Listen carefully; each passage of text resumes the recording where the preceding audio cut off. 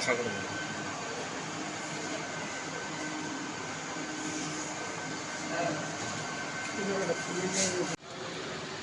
একটা খবর আমরা থানা একটা খবর পেয়েছিল যে একজন লোক নাম ওয়াকিরাই ত্রিপুরা, বয়স 50, ওনার বাড়িতে মৃত অবস্থায় পাওয়া গেছে।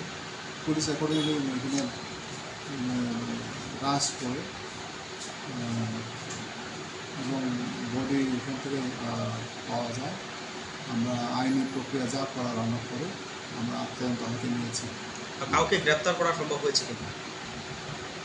এখন পর্যন্ত একজনকে আপাতত এলাকাবাসীর অভিযোগ অনুসারে আটক করা হয়েছে। দেখা যাক তারপরে আইনত কী করা হয়।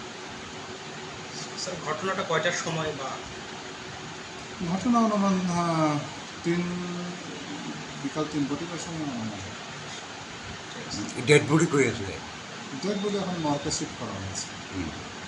এই ঘটনাটা সম্পর্কে আপনি কি মনে করছেন? ঘটনা কি তারা আগেও মারামারি করতো, ছেলে বাবের মারতো। আচ্ছা, নেশাগ্রস্ত করে আর কি। খাওয়ানোর পরে বোধহয় আজকে বোধহয় বেশি এর আগেও মারতো। এর আগে তো মারামারি সে হাত ভাঙছিল।